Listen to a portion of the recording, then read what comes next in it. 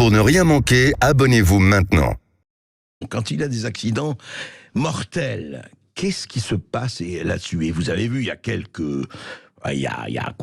jours, quelques heures avant la fête de la musique, très violente explosion a retenti dans l'historique quartier parisien du Panthéon, dans rue Saint-Jacques, dans le 5e arrondissement.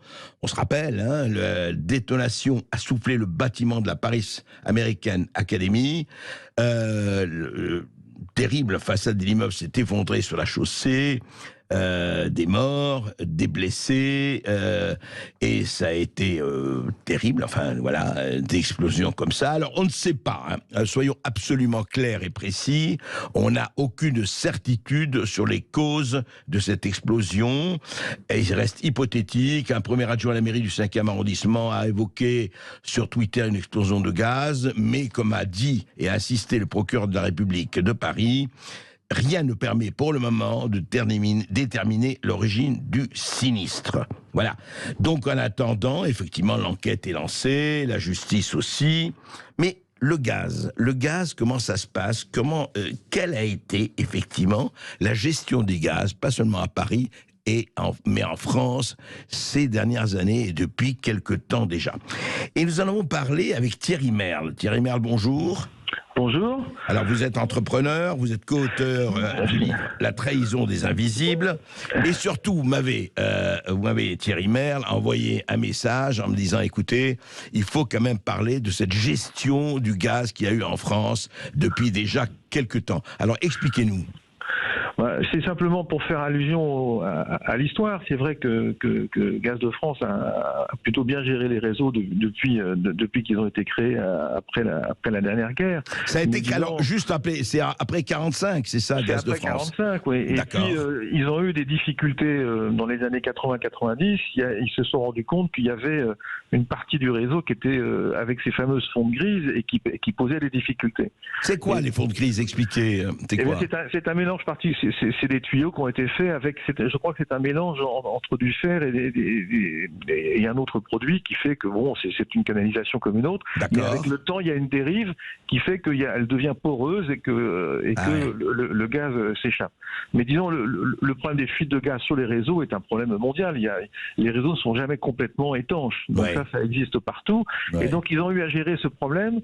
Et de mémoire, mais c'est ce qu'on dit, enfin disons, c'est ce qu'on entendait à l'époque. Il y a eu quelques journaux qui ont fait des enquêtes là-dessus, comme Capital ou des gens comme ça. Oui. Mais il y avait un président de Gaz de France qui s'appelait, je crois, Francis Gutmann, qui avait demandé à faire un plan spécifique pour remplacer toutes les canalisations en fonte grise. Et ça avait été mis en place. Et puis, je crois ce qui avait été fait. Et puis, ce qu'on a retrouvé dans un autre article là, du Parisien, c'est que à la fin des années 90, il y a eu des arbitrages financiers qui ont probablement été faits et qui ont fait qu'il y a eu moins de disponibilité financière parce que c'est très lourd à remplacer tout ça. Et donc, il y a eu des arbitrages qui ont été faits, en particulier dans des investissements à l'étranger, pour développer l'activité de Gaz de France dans le monde. Et donc, du coup, il y a eu forcément un ralentissement dans le rythme.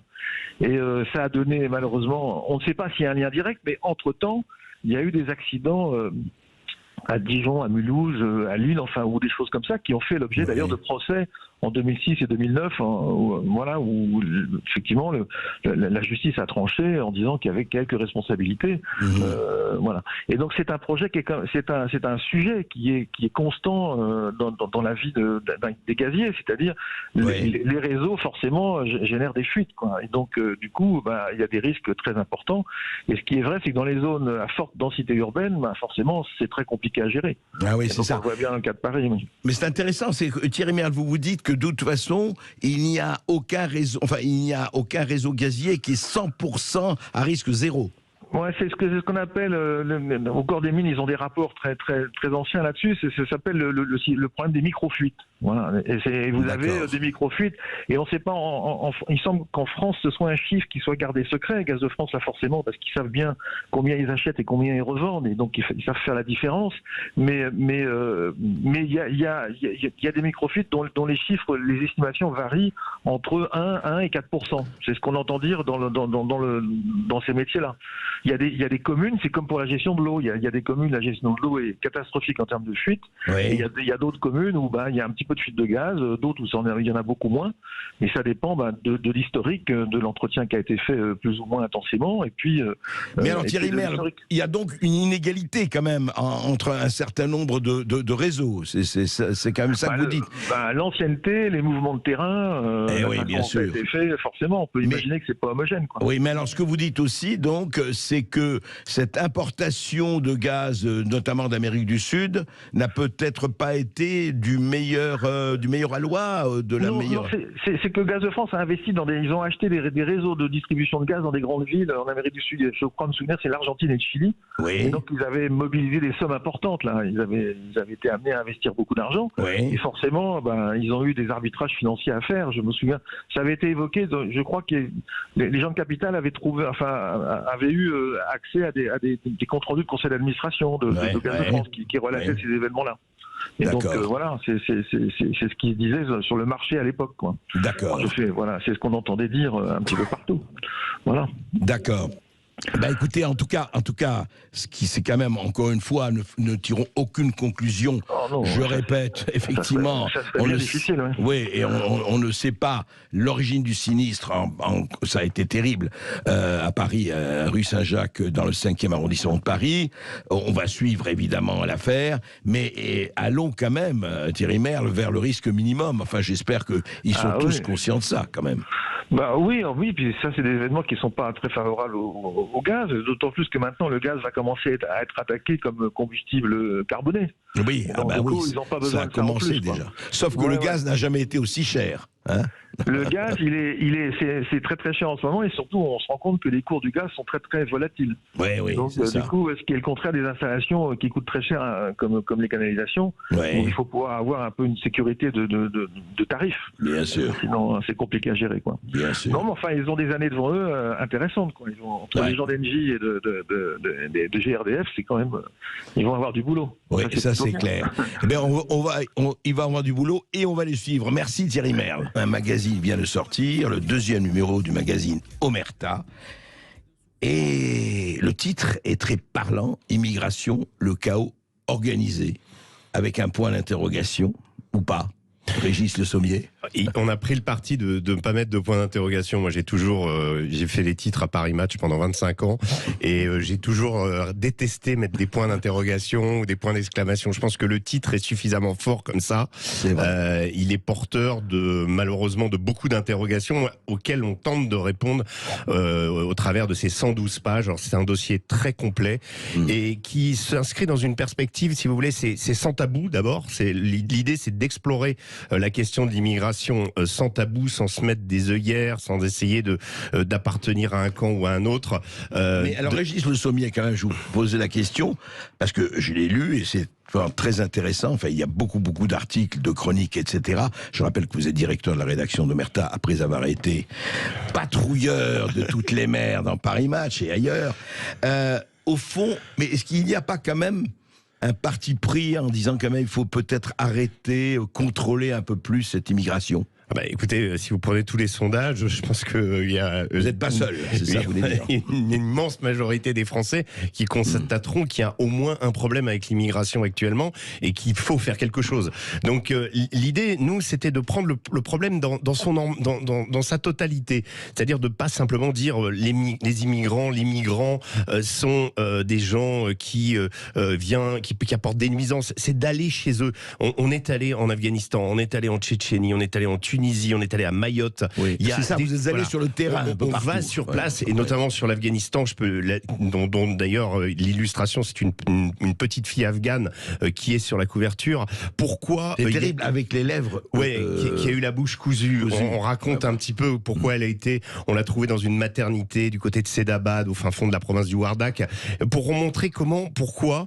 En fait, c'est la misère en marche. C'est-à-dire que dans ces pays, l'Afghanistan, quasiment tout le monde veut partir. dire. C'est assez effrayant de voir ça et de se dire que finalement, nous, on n'a pas, non seulement on n'a pas les moyens de les accueillir, mais en plus, il y a un clash qui est en train de se faire. Il y a des horreurs qui sont faites. Il y a voilà, et chacun sent que le poids de cette misère qui monte vers nous, qui pense que l'Europe va lui apporter une réponse, chaque jour, on voit tous les problèmes et tout le clash qui est en train de se créer. Donc on veut faire réfléchir, on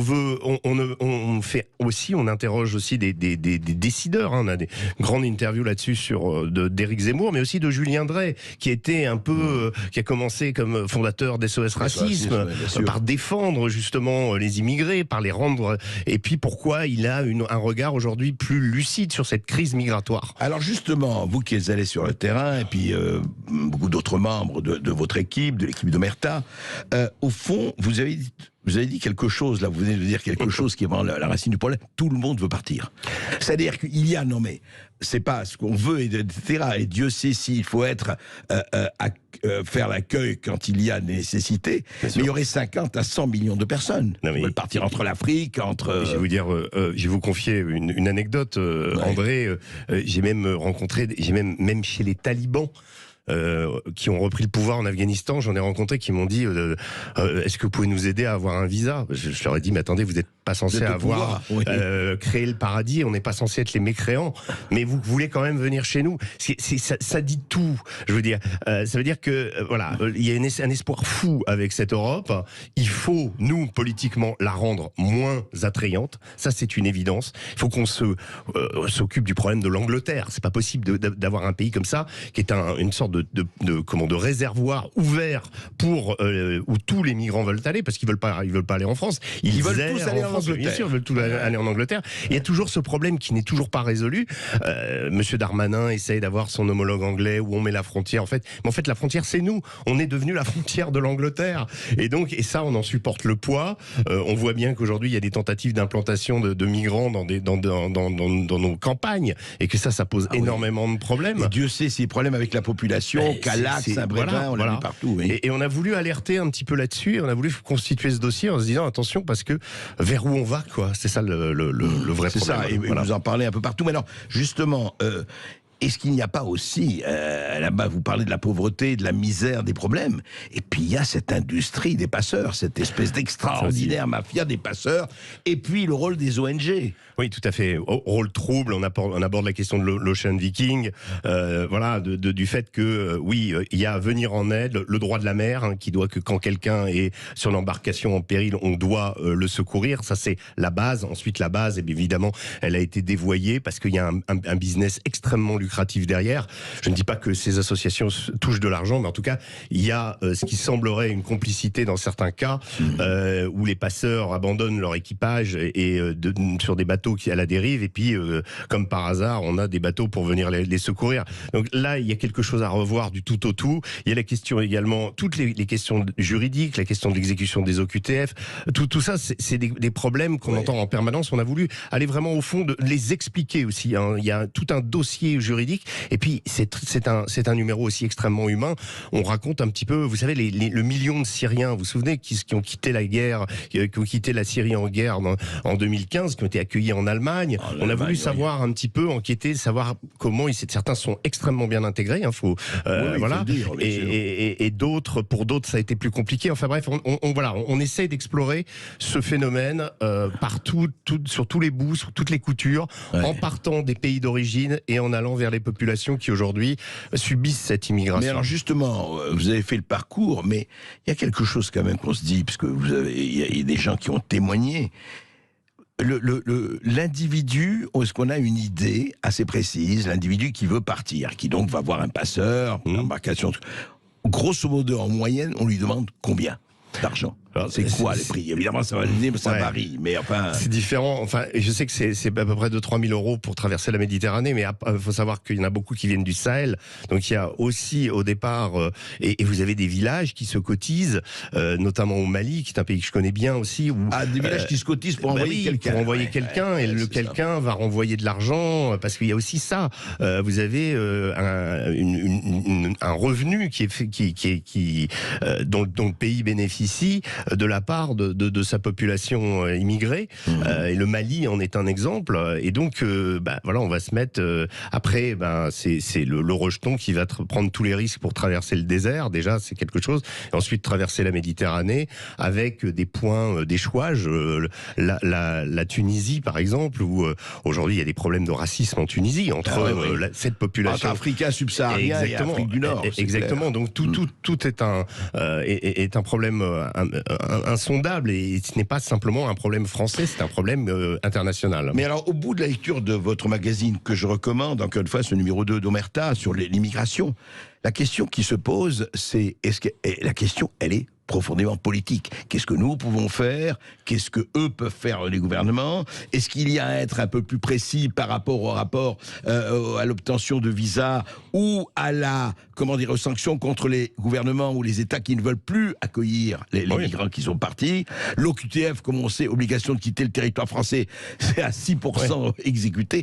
Oui. Quid de cela? C'est politique, Régis Le Sommier? C'est évidemment politique. Moi, je vais vous dire, c'est peut-être un peu tarte à la crème de parler du Danemark, mais on sait qu'au Danemark, c'est une coalition social-démocrate qui a pris le pouvoir, et cette coalition applique une politique migratoire extrêmement stricte. Bon, certes, le Danemark, c'est une population moins importante que la France, mais il faut, en fait, à mon sens, comme tentent de le faire d'autres pays européens comme la Pologne, comme la Hongrie, même la Suède, d'essayer de restreindre cet accès et de redevenir maître de son destin. Et je pense que la clé dans les années qui viennent, justement, ça va être peut-être d'éviter cet écueil de l'Europe. Mais quand on voit le Danemark qui parvient, on se dit pourquoi nous on nous dit la CEDH va nous empêcher, on va nous dire non, c'est pas possible, vous pouvez pas faire ça, etc.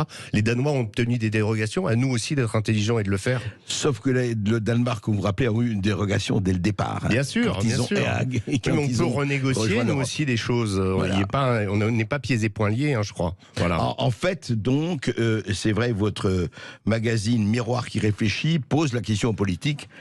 C'est un coup de poing dans le visage là. Faut y aller, quoi, parce que il s'agit de notre avenir. Je veux dire, et je pense que beaucoup de personnes en sont conscientes, donc on veut éveiller, quoi.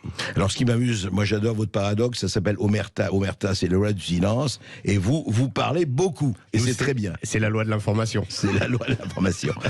Régis Le Sommier, je rappelle effectivement ce numéro 2 d'Omerta. Il y a aussi la plateforme, évidemment, et les enquêtes, et vous avez un film qui sort aussi. Il y a un documentaire en parallèle, Immigration sur la route des clandestins, où là on est vraiment avec eux, on est depuis le camp... Depuis le début depuis camp de Zarziz, on va à Lampedusa. Alors vous partez d'où? De Tunisie? On part de Tunisie, on va dans l'île de Lampedusa, ensuite on va en Italie, où on constate la campagne on y est pendant la campagne de Giorgia Meloni, et on termine à Vintimille, la porte de la Chapelle, et Calac aussi, là où il y a eu une tentative qui a échoué d'implanter un certain nombre de familles.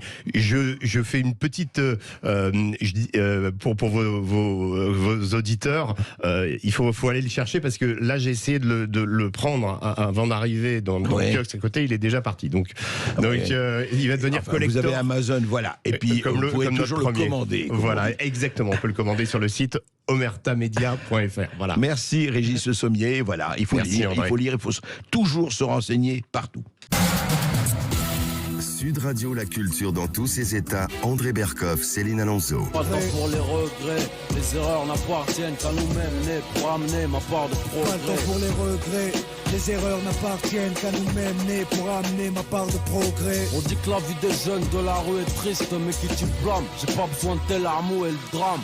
Comme une étoile, j'ai disparu depuis longtemps, mais tu me vois toujours briller, toujours scintiller. J'ai pris les petits sentiers, quitté le chantier, haute scène, obscène, africain comme un entier. Le cœur va trop vite, on va se cracher. Il faut réduire la vitesse. Je t'aimais, c'est du passé. Même consoler chez Versace. Je suis dans mon rugby, Et oui, Booba, l'un des plus grands rappeurs français de tous les temps, André Berkoff, il sera notre invité. C'est une exclusivité sur Sud Radio. Dans un instant, on le reçoit dans la culture dans tous ses états, André. Oui, et vous savez, le sociologue Pierre Bourdieu a dit que la dialectique était un sport de combat. En fait, le rap aussi, c'est un sport de combat. Les mots sont un sport de combat, le slam est un sport de combat, tout ça. Et rap, Booba, c'est 28 ans de carrière. 25 en solo, 10 albums, des disques d'or, de platine. Et vraiment, c'est étonnant. 3 millions de disques vendus. Et puis, moi, ce que j'adore, je disais avec Céline, dans le bitume avec une plume, c'est franchement les phrases. Les phrases, c'est ça qu'est-ce qui fait le style? C'est dans le béton qu'on pousse, c'est à Fleury qu'on fane. Si je traîne en bas de chez toi, je fais chuter le prix de l'immobilier. Chez nous, même les culs de jatte donnent des coups de genoux. Je viens d'acheter en enfer un petit coin de paradis. Ça veut dire quoi? Ça veut dire que quand on a un poète, on a un poète. Et un poète, ça ne se triture pas, ça ne se définit pas, ça ne se décortique pas, ça s'émotionne, ça se lit et ça se chante. Et oui, Bouba, André Berkoff, un vrai poète que certains ont comparé à Rimbaud, à Verlaine, à Artaud, à Céline. Quelle plume, effectivement, Élie, vous avez. En tout cas, il vient de remporter une sacrée victoire, André, contre ceux qu'il appelle les influvoleurs. Oui, l'histoire des influenceurs, on en parle parce que le 1er juin, c'est intéressant, une loi a été votée par le Parlement français à l'unanimité pour réglementer les activités des influenceurs. Vous savez, ceux qui vous disent, voilà, je suis allé, et puis il y a un rimel qui fout le camp, et puis mon eyeliner, et puis ceci, et puis cela, et puis en fait, c'est de la publicité déguisée. Et effectivement, ils sont 150 000 en France. Il s'agit de protéger les consommateurs. Et celui qui a été à l'origine de cela, au début, etc., eh bien, c'est Booba. Premier pays européen, la France, a proposé un cadre complet de régulation du secteur. Ça veut dire que on peut être poète, on peut être combattant. D'ailleurs, on doit être poète et combattant. Tous ceux qui ont fait, si vous voulez, le pouvoir des mots, qui ont mis le bonnet rouge sur le dictionnaire, eh ben, ils sont poètes et combattants et guerriers. Et oui, on reviendra aussi sur sa carrière, André Berkoff, qui est incroyable. Alors restez avec nous, on revient dans un instant sur Sud Radio. À tout de suite. Sud Radio, la culture dans tous ses états. André Berkoff, Céline Alonso. J'arrive en ville, bré, repars en ville. Si t'aimes les représailles, tire en l'air ou dans mes Nike Air. Je me lève à 15h, me couche à 6 du mat. Des petits mots, ouais, c'est la patate, ouais. Au mic, c'est platoon et ça tourne. Car j'ai appris quand y'avait pas de thune. Alors que tourne la roue, nos rues des fours. Laisse-moi rouler maniaque, ce matin c'est ma liasse. Un bon QI, du courage, un peu de vie. C'est le plaisir d'être notre invité aujourd'hui sur Sud Radio. Alors bonjour à vous, Booba. Vous êtes en direct de Miami sur Sud Radio. Bonjour, alors vous régnez sur le rap français depuis 28 ans, vous êtes effectivement le roi des clashs, mais surtout celui de la punchline, et quand vous envoyez une pierre dans notre jardin, eh bien on peut être sûr que c'est une grenade. Alors selon vous, le rap, effectivement, André l'a dit tout à l'heure, c'est un sport de combat. Je suis venu en paix pour faire la guerre aux bâtards, j'ai fait la guerre pour habiter rue de la Paix, dites-vous. Eh bien il y a plus d'1 an, donc c'est contre les influenceurs que vous êtes parti en croisade, et votre combat a payé. On va en parler dans un instant avec André Berkoff sur Sud Radio. Mais avant, pour nos auditeurs, rappelons quelle a été la genèse de ce conflit. Quel a été l'élément déclencheur, Booba? Racontez-nous. En fait, c'est plus les influenceurs qui sont partis en guerre contre moi, à la base. À la base, ça part d'une altercation avec Marc Blatta, qui faisait dans le copy trading, etc. Donc, on a un petit clash. Et suite à ce clash, vu que j'ai une forte communauté, en fait, c'est les gens qui m'ont, pour m'aider dans mon clash, qui m'ont partagé des informations sur leurs dérives, etc., sur ce qu'ils faisaient. Parce que moi, j'avais aucune idée de qui ils étaient. Magali Berda, je ne connaissais pas. Maëva Guénam, je ne connaissais pas. Les Marseillais, je ne regarde pas. Donc, j'avais aucune idée de tout ce monde-là. Et donc, petit à petit, on m'envoyait des informations. Même Marc Blatta me parlait de Magali Berda, qui a le bras long, qui fait sauter les comptes Instagram, les réseaux des gens. Et vu que suite à mon clash avec lui, elle allait me faire sauter des comptes, ce qu'elle a fait d'ailleurs, Instagram, je me suis dit qu'avant de sauter, j'allais mettre un peu de lumière sur ses activités, vu que les internautes m'envoyaient toutes sortes de contenus les concernant. Et c'est comme ça que ça a commencé et que j'ai ouvert les yeux et que j'ai connu le dropshipping, le copy trading, la chirurgie esthétique douteuse, etc., etc. Et que je me suis rendu compte que c'était vraiment des démons et que c'était le fond de la casserole. Il n'y avait pas plus menteur, des gens sans talent, des gens insignifiants pour moi. Pour moi, c'était un fléau. Donc, vu ils sont partis en guerre contre moi, je me suis retrouvé à faire la guerre contre toute leur secte, toute leur équipe, Shona Evans, etc. Et ensuite, on remonte, on trouve du Cyril Hanouna, du Banijé. Et en fait, c'est tout un système pyramidal infernal qui était en place. Alors justement, Bouba, pour nos éditeurs, je voudrais que, parce que effectivement, moi, je veux dire, je savais même pas ce que c'était, j'avoue, les influenceurs. Et c'est quoi, vous citez des gens. En fait, c'est quoi leur technique? C'est quoi, qu'est-ce qu'ils font exactement? Ils essaient de vendre quoi? C'est quoi leur truc? C'est quoi la mécanique? Ils vendent, s'ils pouvaient vendre des merdes de chiens, ils le feraient. Ils vendent tout et n'importe quoi. C'est des voleurs. Ils proposent des produits surtaxés que les gens ne reçoivent même pas. Ils montent des sites internet pour vendre des produits douteux. Ensuite, quand ils ont ramassé assez d'argent, ils ferment les comptes. Ah oui, carrément. Maintenance, etc. Donc c'est des escrocs. Oui. Et vous avez aussi dénoncé surtout beaucoup d'arnaques aux comptes professionnels de formation. Ouais, ça aussi. Ouais. La Magali Berda, par exemple. Ouais. Elle a été condamnée à maintes et maintes reprises. Là, elle est interdite de manager des sociétés, ou je ne sais pas comment on dit. Elle en manage plein. Elle a été condamnée en 2019 pour avoir escroqué une personne âgée de 96 ans atteinte d'Alzheimer pour plus de 200 000 euros avec sa mère. Elle est toujours reçue sur les plateaux télé. Je sais pas, moi je trouve ça incroyable. Elle vous a, elle a porté plainte contre vous pour cyberharcèlement. Vous réfutez toutes ces accusations. Et vous avez saisi, votre avocat a saisi l'ARCOM, c'est ça? Bien sûr. Ces accusations, de toute façon, c'est une menteuse née. Elle me reproche de l'avoir menacée de mort ou d'avoir demandé à ma meute, comme elle dit, de l'avoir menacée de mort. Sauf qu'il n'y a aucun tweet où je la menace de mort. Ce tweet n'existe pas. Alors justement, elle a accordé une interview exclusive aux médias factuels récemment, parce que vous avez porté plainte effectivement contre elle pour diffamation publique et elle a été mise en examen. Écoutons-la.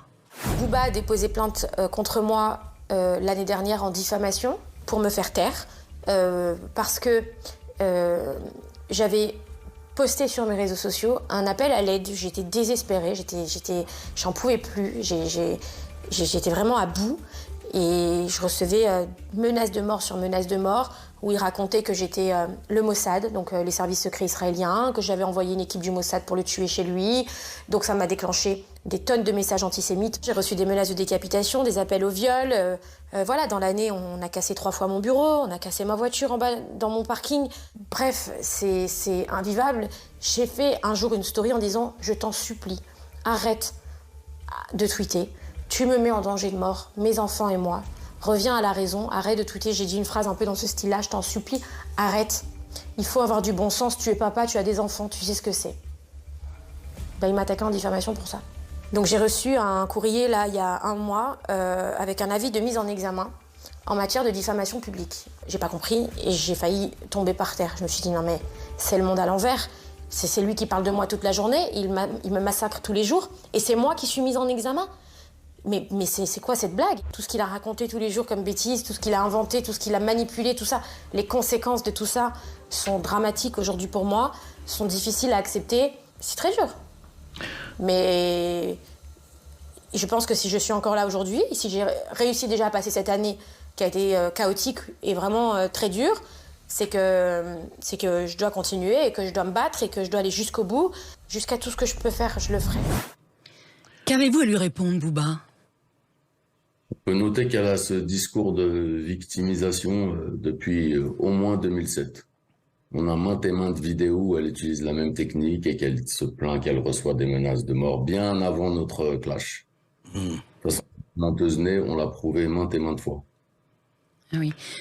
Mais Bouba, moi je voudrais savoir, vous avez dit au début, effectivement, vous n'étiez pas du tout dans ce monde-là, etc. Mais je voudrais savoir pourquoi ils vous ont attaqué. Pourquoi ils vous ont attaqué? Pourquoi à un moment donné, parce que vous l'avez dit de vous-même, il y a mes followers, ou enfin les gens, ma communauté, me dit... Ouais. Ah, c'est pour un truc tout bête, c'est qu'on m'a prêté une montre en me faisant croire que c'était un ami qui me l'a prêté. Il connaissait quelqu'un de chez Richard Mille qui lui avait prêté une montre, qui était 1,5 million €. Et il m'a proposé de me la prêter pour un shoot, pour 2 jours. Je fais pas ça d'habitude, mais j'ai dit, bon, pourquoi pas. Du coup, je me suis trouvé à porter une fausse montre. Du coup, lui, Marc Blatta, comme c'est un gars qui clash tout le monde, c'est son truc. Donc, il a décidé de me clasher sur cette histoire de fausse montre. Ce que j'ai pas apprécié, évidemment. Quand j'ai commencé à répondre, c'est là que les internautes ont vu qu'ils sont pris part au combat. Oui, c'est ça. D'accord. Et ça a fait tout ce qu'il a fait, etc. Et oui, ça a été effectivement, ça a envenimé la guerre. Ça n'avait rien à voir avec leurs escroqueries. Oui, bien sûr.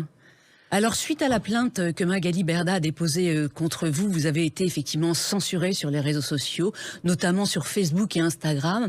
Savez-vous quelle en est la raison officielle aujourd'hui ? J'ai gagné un procès pour 2 comptes. Il y a la femme de Gims, Demdem, qui a fait sauter un de mes comptes Instagram, et Magali Berda qui en a fait sauter un autre, frauduleusement, via des contacts qu'ils ont au tribunal de Marseille. On a porté plainte, on a gagné le procès. Donc le tribunal a reconnu que nos pages avaient été résiliées. Faussement, illégalement, ouais. Mais on ne nous a pas rendu les pages, les comptes Instagram. On ne nous a rien rendu. Mais en tout cas, Bouba, vous avez gagné, puisque le 1er juin dernier, la loi qui encadre le secteur a été votée à l'unanimité par le Parlement français. Est-ce qu'à votre avis, ce sera fait ou ce sera encore... Est-ce que vous espérez que... Enfin, tout le monde espère, mais que ce soit fait, ou c'est encore des paroles, à votre avis ? Tant que personne n'est puni, ça vaut rien pour moi. Si la loi n'est pas appliquée, ils ont escroqué maintes et maintes personnes, des centaines de milliers d'euros, des millions d'euros. Ils ont gagné de l'argent à rien foutre, à voler les gens, sans talent, ils ne proposent rien. C'est la décadence totale. Ouais. Et oui, justement, à ce propos, vous avez interpellé Bruno Le Maire sur Twitter à plusieurs reprises. Vous lui avez dit précisément dans un tweet, tant que les influx-voleurs reconnus coupables ne sont pas réellement punis, que les réseaux ne ferment pas leurs comptes, la loi influx-voleur ne sert à rien. Est-ce qu'il vous a répondu ? Non, mais j'attendais pas de réponse. De toute façon, j'attends pas grand-chose de lui. Ils ont voté la loi, mais c'est le peuple qui a tout fait. Et ils ont rien fait. C'est-à-dire, depuis le début de votre combat, personne du gouvernement n'a pris contact avec vous, alors que c'est vous qui en êtes à l'initiative. Le maire, il écrit des livres érotiques, donc il n'est pas trop... Il n'est pas le seul, il n'est pas le seul dans le gouvernement. Mais dites-moi, Bouba, vous avez dit... Le gouvernement, c'est un fiasco, là, en ce moment. Alors, justement, je voulais en parler avec vous. Vous avez dit, c'est la décadence. Vous êtes entre la France et Miami. Effectivement, je voudrais savoir comment vous ressentez ce qui se passe dans notre pays, dans la France. Qu'est-ce qui fait qu'il y a une espèce de, on le dit, nous on le dit aussi, une espèce de, allez, je ne sais pas si on peut dire décomposition. Il y a quelque chose qui... Décomposition, ouais. Décomposition. Ouais. Que ce soit, je sais pas, du Marlène Schiappa, il y a rien qui va. Mais pourquoi, à votre avis, pourquoi? Qu'est-ce qui fait? C'est un pays qui... À la télé, des pédophiles condamnés à la télé, des gens dans la rue, Marlène Schiappa sur Playboy, c'est de sanctionner la Russie alors que c'est même pas notre guerre et que ils sont complètement à la ramasse. Il n'y a rien qui va. Pour moi, il n'y a rien qui va. L'économie, Macron qui va en Algérie demander du gaz. Qu'on lui donne pas d'ailleurs. Ça a été donné aux Italiens. Non, bien sûr. Ouais. Tout est lunaire pour moi. Ouais. J'ai 46 ans, je suis pas si vieux que ça, mais j'en ai vu des présidents passer, des gouvernements. Ça n'a pas toujours été parfait, loin de là, mais là, c'est vraiment chaotique. Vous voulez dire le niveau baisse, quoi. Le niveau baisse, c'est ça. Le niveau baisse, le niveau intellectuel. C'est pas un gouvernement, ça peut pas aller. Ouais. Et Et on se demande où on va arrêter cette chute. Enfin, mais je voulais savoir, effectivement, aujourd'hui, vous avez dit quelque chose. Vous avez dit après, vous avez dit ça se revend une page Twitter. Vu que le combat est terminé, je pense que je vais me prendre un petit billet et filer à l'anglaise. En vrai de vrai, Twitter, ça pue la merde. Mais Booba, depuis qu'Elon Musk l'a pris, peut-être ça pue un peu moins la merde, non? Non, mais c'est façon de parler. Moi, j'ai jamais été vraiment sur Twitter. Là, je suis actif sur Twitter seulement, enfin, principalement pour mener ce combat parce que c'est là que ça se passe. Ouais. Et sinon, sinon vous n'êtes pas là-dessus. C'est pas votre truc, quoi. Pas vraiment. Et puis franchement, ça m'a fatigué ce combat. Mais c'est-à-dire que ce combat, pour vous, vous l'avez terminé, vous lâchez prise, là? Vous baissez les armes? Non, c'est pas glace prise, mais qu'est-ce que je peux faire d'autre? Oui, ça y est, il a fait ce qu'il avait à faire, oui. C'est ça. J'ai démontré que c'était eux les menteurs, que c'était eux les voleurs. Maintenant, ils ont fait passer la loi. Je fais pas partie du gouvernement. Je suis pas payé pour ça. S'ils l'appliquent, tant mieux. Et si moi, c'était surtout à la base un combat personnel, hein. Parce que quand elle dit aussi que je l'accuse d'avoir envoyé le Mossad, j'ai pas dit ça. J'ai dit le Mossad comme ça pour rigoler. Exactement ce que j'avais dit, mais il m'est vraiment arrivé des péripéties à Miami où j'ai eu une équipe de filature derrière moi, des trackers GPS sous mes voitures, une caméra infrarouge sur mon portail pour surveiller mes entrées et venues. Donc ils ont payé des gens pour... Leur but, c'était de me faire aller en prison et que je perde ma carte verte et que je sois déporté. Mais qui, selon vous, Je vais pas dire... Moi, je sais qui c'est, mais je vais pas me permettre de dire... Non, en tout cas, il voulait, oui, c'était une lutte. Je sais que ça vient d'eux, et ce qui m'est arrivé, c'est réel, je l'ai déjà posté, et voilà, c'est très grave, ce qu'ils ont essayé de faire. Mais ils l'ont même dit à travers des messages interposés que je poste souvent, donc c'était vraiment, au-delà de que ce soit des escrocs, etc., c'était un combat personnel, parce qu'ils ont vraiment voulu me faire du mal. Ouais. C'était la guerre, quoi. C'était en quelque sorte la guerre. Espèce de guerre. Hein. Ouais. Un mot, Booba, sur un site d'information et d'entraide sur les arnaques en ligne qui ouvre, je crois aujourd'hui, influxdanger.fr. Vous en êtes le parrain. 2 mots sur le fonctionnement de ce site. C'est la même chose. Hein. C'est pour recevoir des plaintes et démasquer ces personnes-là pour arrêter qu'elles sévissent. Oui. Et en tout cas, il y a du pain sur la planche, hein. Il y a du boulot là. Et oui, influxdanger.fr, chers auditeurs, notez bien ce site qui ouvre aujourd'hui et allez le consulter. Alors dans Pitbull, Booba, l'un de vos chefs-d'œuvre sortis en 2003, vous dites bras levés, tête haute, j'ai rêvé que je mourrais au combat, je veux pas mourir sur scène.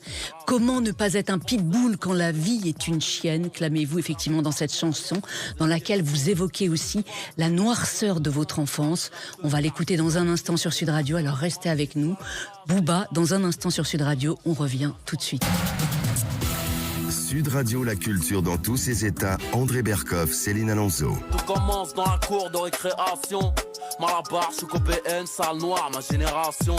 Enfant seul, sans problème, sauf à la maison. J'ai pris la vie par derrière sans me poser de questions. J'aime une femme, elle m'a donné le sein. M'a appris à me tenir, à différencier l'homme et le chien. On m'a dit, tu as la rage, dégage ou je te pique. Femelle en chaleur, reste pas dans les parages, je te nique. J'ai grandi, suis mort en silence. Crucifié sur une caravelle, sous l'œil éternel d'une étoile filante. Dans ce Capharnaüm, derniers seront les vainqueurs. Pitbull, le plus grand morceau de l'histoire du rap français selon beaucoup de vos fans, Booba.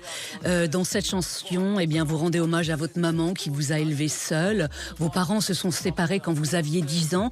On peut dire que vous lui devez tout à votre maman. Vous dites, ma mère c'est Jésus-Christ, elle m'a appris à différencier l'homme et le chien. Ouais, elle m'a appris à être juste, à être poli.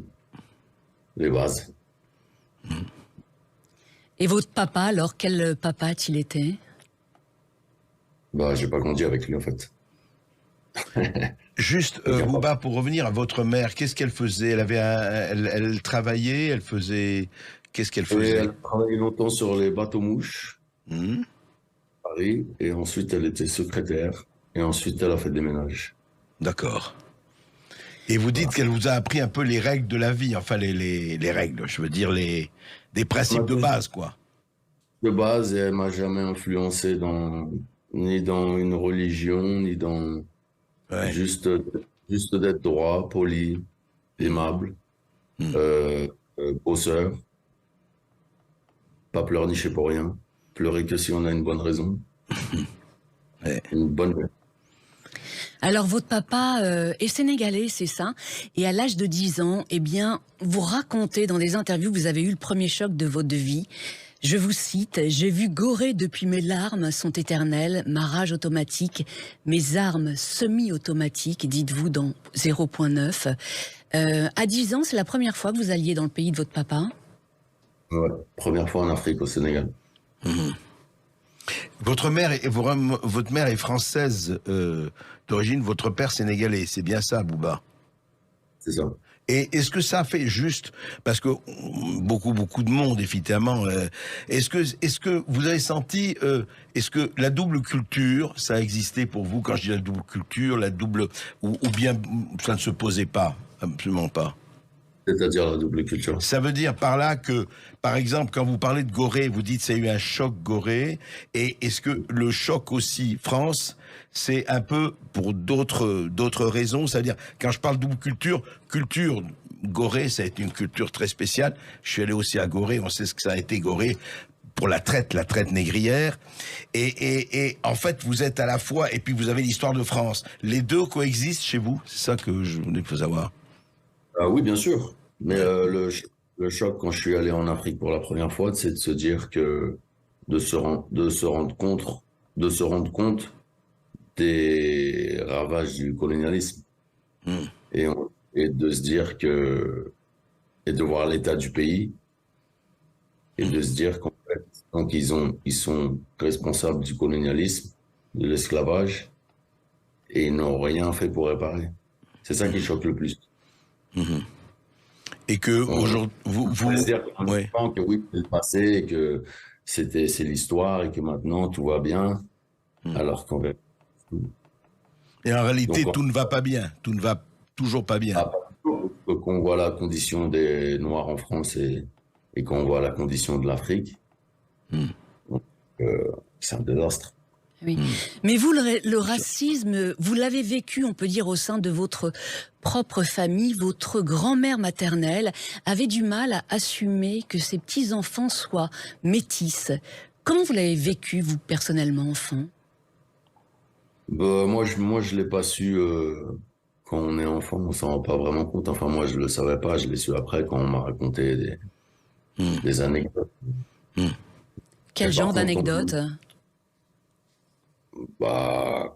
Que ce soit mon grand frère qui me raconte comment il est traité par la police au commissariat, qu'on lui dit que sa mère couche avec des singes, ou que mon grand-père ait dû l'emmener une fois au travail parce que ma mère pouvait pas le garder et qu'il l'a présenté comme étant le fils du concierge, des choses comme ça.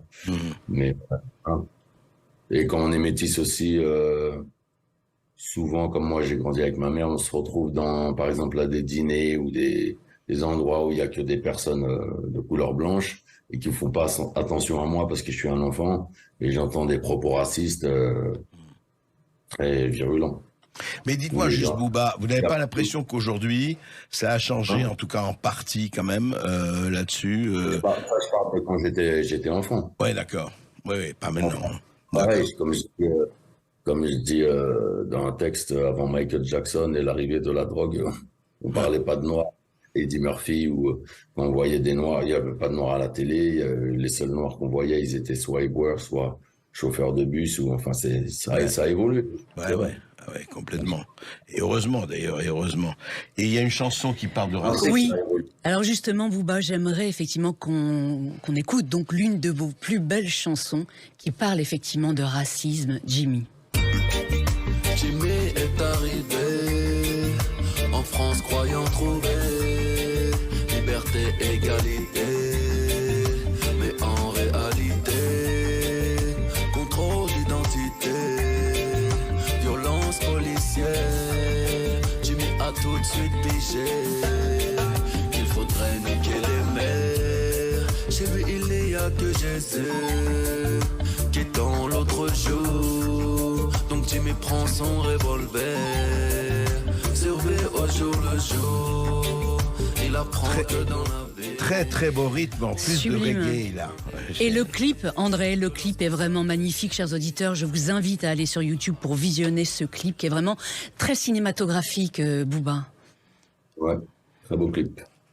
Alors j'aimerais qu'on parle du deuxième choc de votre vie. Ce deuxième choc, c'est en 1991, vous l'avez eu à 15 ans, lors d'un échange linguistique de plusieurs mois à Détroit, aux États-Unis. Qu'est-ce qui s'est passé exactement? Racontez-nous. Qu'est-ce que vous avez découvert surtout à cet âge-là? Je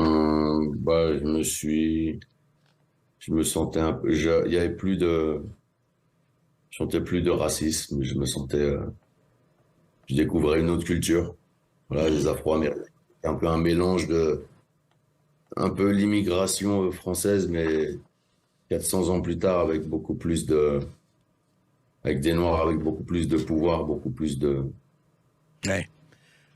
considérés, même si c'est loin d'être parfait, attention. Non, bien sûr, mais enfin, ils étaient beaucoup plus déjà dans la société. Oui. Oui. Et c'est à cette époque donc que vous avez découvert le gangsta rap aux USA? Non, je connaissais depuis longtemps. Moi, j'ai grandi avec Public Enemy, NWA, des groupes style, les débuts. Donc, j'écoutais ça bien avant. Et qu'est-ce qui vous a conduit justement à faire du rap alors? Au départ, vous étiez danseur de hip-hop plutôt, c'est ça, hein? Pas chanteur Rien, c'est comme mon combat avec les influx voleurs. Ça m'est tombé dessus. De quelle façon? Non, mais c'est un ami à moi qui fait du rap, et j'étais toujours avec lui.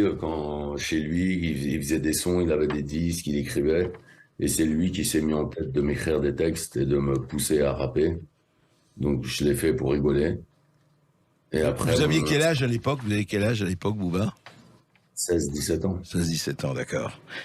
Et ensuite, j'ai un instinct de compétiteur, et donc quand j'ai commencé à avoir 2-3 textes, et que je me suis comparé à d'autres gens ou à d'autres gars que je connaissais qui rappaient depuis longtemps et que je trouvais que j'étais meilleur qu'eux, ça m'a amusé et j'ai persévéré là-dedans. Mmh. Et vous, Alors aujourd'hui, effectivement, vous avez 46 ans, Booba, c'est ça? Je fais pas d'erreur? C'est ça, on est d'accord, hein? Passé les 40 ans, beaucoup de rappeurs sont inaudibles pour les jeunes. D'ailleurs, une grande partie de votre génération a lâché, on peut dire, l'affaire. Et d'autres comme Rof ou Rimk sont loin de remplir le Stade de France, comme vous l'avez fait avec brio en septembre dernier. Vous, comment vous expliquez votre longévité? Même passer les 30 ans, c'est dur, hein. Un rappeur. Ma longévité, je l'explique, je sais pas. Déjà, il y a le talent. Je travaille beaucoup. Je peux pas parler pour les autres, mais moi, je suis un vrai passionné de musique, donc j'aime vraiment la musique, même avant d'en faire. Donc, je suis jamais, je suis pas de ces gens qui se disent que le rap c'était mieux avant ou la musique c'était mieux avant.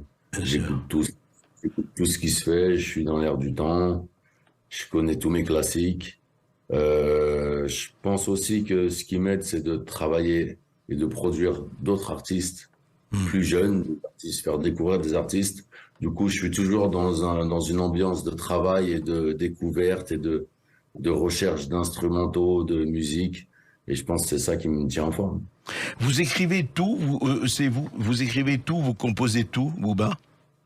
Je compose pas la musique, mais j'écris les textes. Mais vous écrivez, mais les textes, c'est tout de vous, enfin, entièrement. 15%, ouais. Oui. Et votre style, on peut dire qu'il est vraiment unique. Alors c'est vrai que votre rap est violent, mais il est surtout poétique. Écoutons Bitume avec une plume.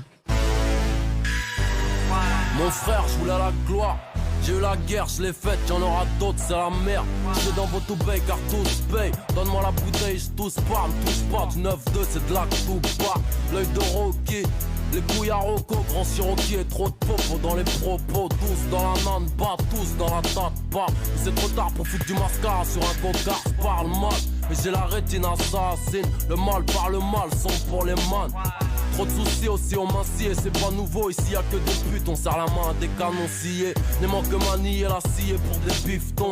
Micro 3, 5, 7 pitons, violent, depuis les chaînes et les bateaux, j'rame. Ouais, la plume dans le bitume. Non, le bitume avec une plume, André. Mais vous savez, Booba, c'est intéressant, vous avez choisi ça, en tout cas ce titre.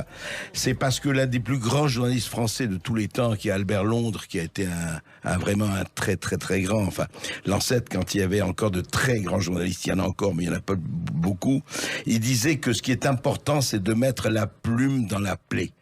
Et c'est ce que, quelque part, vous faites.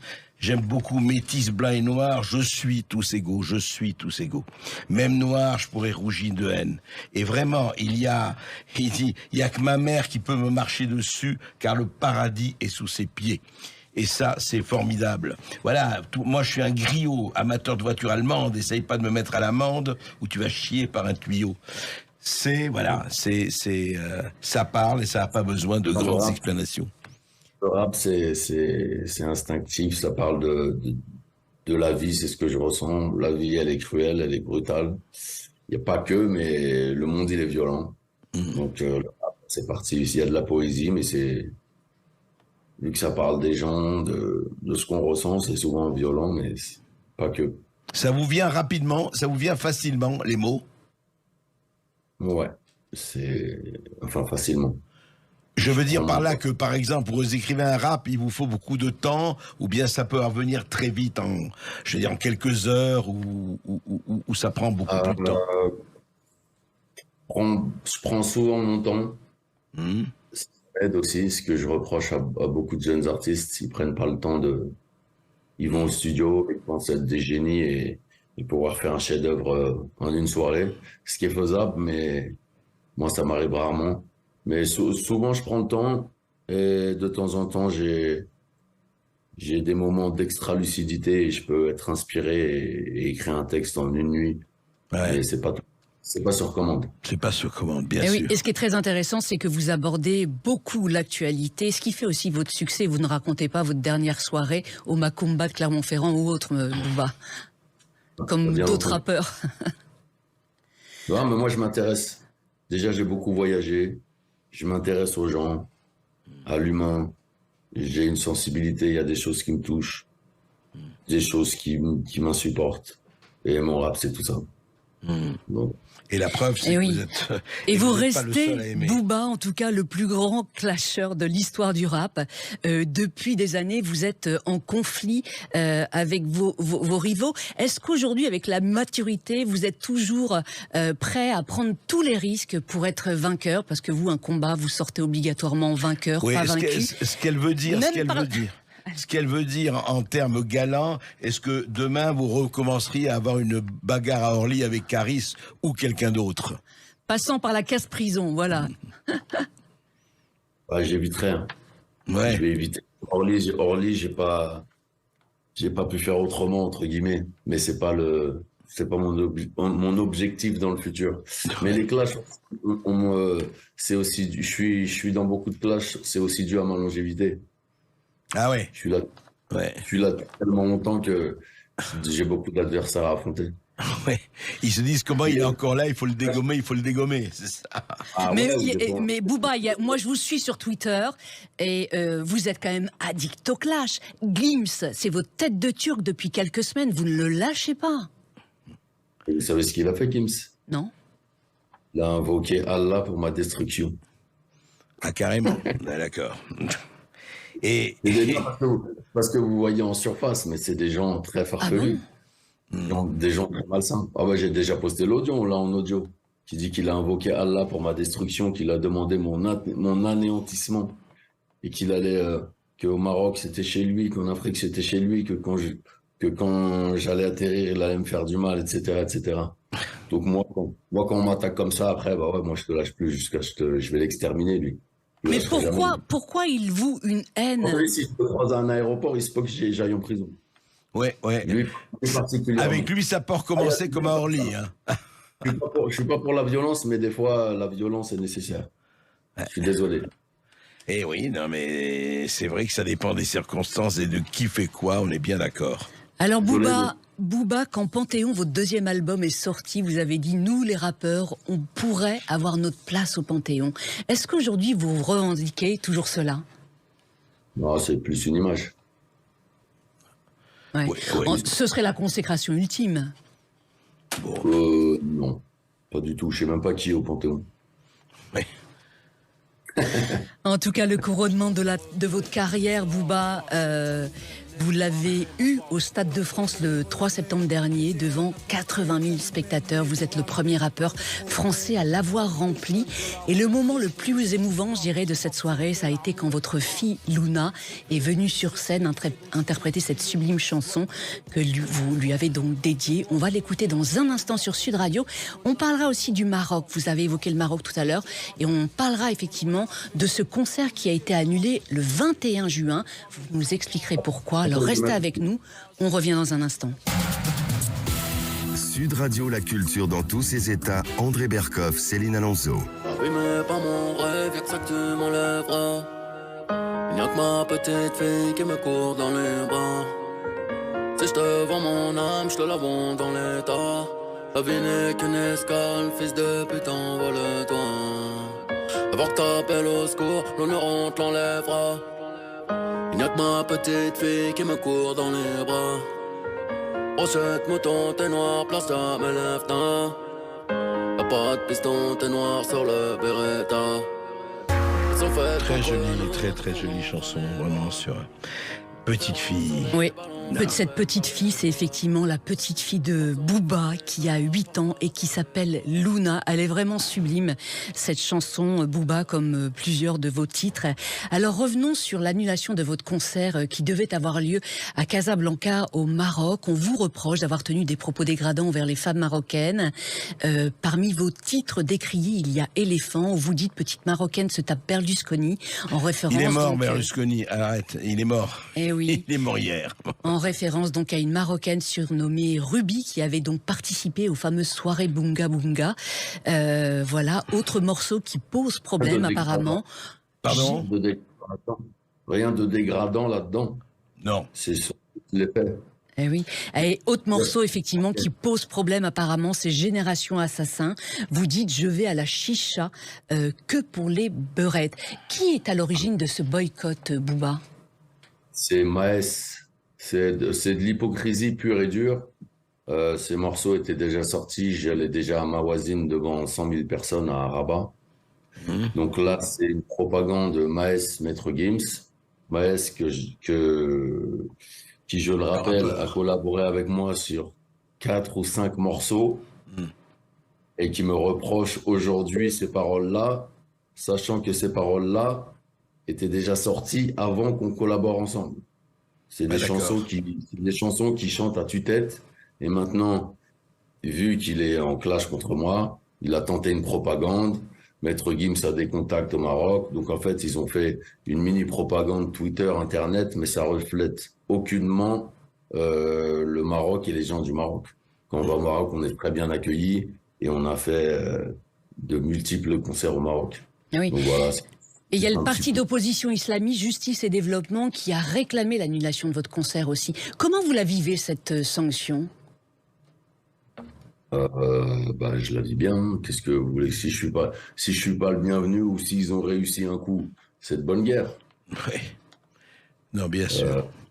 Mais est-ce que vous avez des problèmes avec Booba, avec vos chansons, parce qu'elles parlent de tout, etc., avec les intégristes de tous bords, les gens, est-ce que vous avez des problèmes, quand je dis des problèmes, des gens qui... Parce que il y a beaucoup de gens qui adorent vos chansons, et ça on le sait, et puis il y a des gens qui aiment pas, sur le fond. Est-ce que vous avez eu des manifestations d'intégristes ou tout ça qui disent non, mais Booba, ça va pas, c'est pas ça qu'il préfère, etc. Ma musique plaît ou elle plaît pas, mais j'ai jamais eu de réel problème, j'ai jamais été attaqué en justice. D'accord. On m'a jamais épinglé pour mes paroles. D'accord. Vous avez jamais eu de procès là-dessus ou quoi que ce soit, hein ? Rien. Ouais, c'est bien. J'aimerais qu'on parle de vos rêves, Booba, parce que vous en avez parlé plusieurs fois dans les interviews. Vous avez 2 grands rêves, alors aller dans l'espace avec Elon Musk et rencontrer Poutine. J'aimerais savoir qu'est-ce qui vous fascine chez le président russe. Racontez-nous. C'est pas que chez le président russe, c'est que ça peut être Poutine, ça peut être Jules César, ça peut être Napoléon, ça peut être Gengis Khan, Attila, Ablai Khan. En fait, j'ai une fascination pour les empereurs. Ah ouais. Bon, Les grands hommes de pouvoir, quoi. Ça. Voilà. Ouais. Sans dire que c'est bien ou mal, parce que forcément, qui dit empereur dit beaucoup de morts et de guerres, mais j'ai une fascination pour, je sais pas, leur stratégie, leur détermination, leur accomplissement. Je sais pas, quand on regarde, par exemple, la bataille d'Alésia, quand Jules César passe vers Saint-Gétorix, c'est incroyable en termes de stratégie, en termes de déplacement, d'accomplissement, ce qu'ils étaient capables de faire et de mettre en œuvre. Ça me fascine, voilà. Les grands hommes, c'est vrai. Et ils sont... Vladimir Poutine, je le vois comme ça. Ouais. Et beaucoup ne le voient pas comme ça et ne se rendent pas compte à qui ils ont affaire. Et ils se mettent complètement le doigt dans l'œil. Et Elon Musk, quelque part aussi? Non, Elon Musk, pour moi, c'est un troubadour. J'ai aucune confiance en lui.